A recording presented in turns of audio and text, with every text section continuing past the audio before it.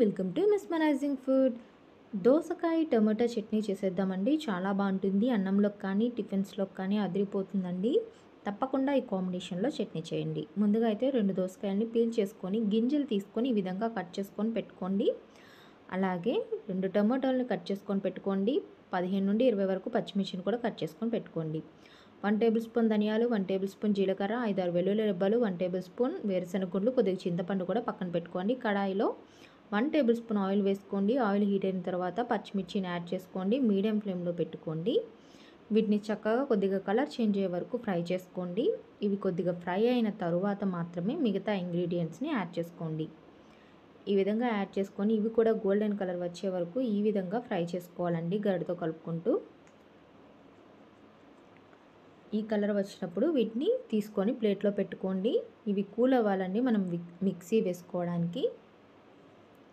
అదే కడాయిలో 1 table spoon oil వేసుకోండి. ఆయిల్ హీట్ అయిన తర్వాత కట్ చేసుకున్న దోసకాయ ముక్కల్ని యాడ్ చేసుకొని కొద్దిగా మెత్తబడే వరకు మాత్రమే ఉడికించుకోండి. తర్వాత టమాటా ముక్కల్ని యాడ్ చేసుకోండి. ఇవి కూడా కొద్దిగా మెత్తబడాలండి. టేస్ట్ చాలా బాగుంటుంది ఆయిల్లో ఫ్రై అయితే. అలాగే కొద్దిగా కొత్తిమీరని తీసుకోండి. టేస్ట్ అండ్ ఫ్లేవర్ చాలా బాగుంటుంది. హెల్త్ బెనిఫిట్స్ కూడా చాలా ఉంటాయండి. ఈ విధంగా ఒకసారి వీటిని కూడా కలుపుకోండి.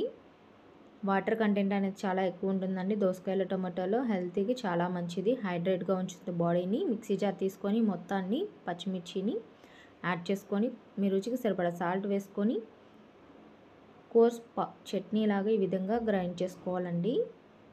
వీడియోలో చూపిస్తున్నట్టుగా ఈ విధంగా రావాలి. ఇలా వస్తే సరిపోతుంది.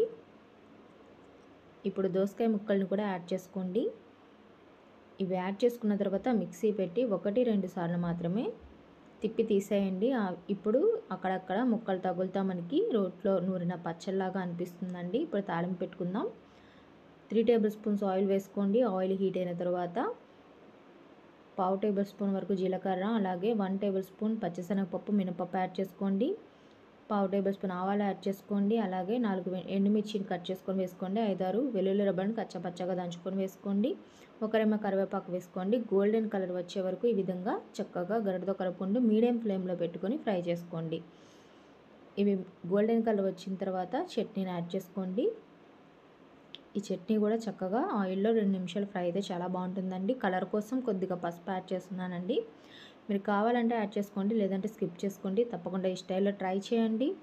ఎలా వచ్చిందో కామెంట్ చెప్పండి. అలాగే నా వీడియోస్ మీకు నచ్చినట్లయితే తప్పకుండా సబ్స్క్రైబ్ చేయండి, లైక్ చేయండి, షేర్ చేయండి. మీ ఫ్రెండ్స్ అండ్ ఫ్యామిలీకి కూడా షేర్ చేసుకోండి. Thank you for watching.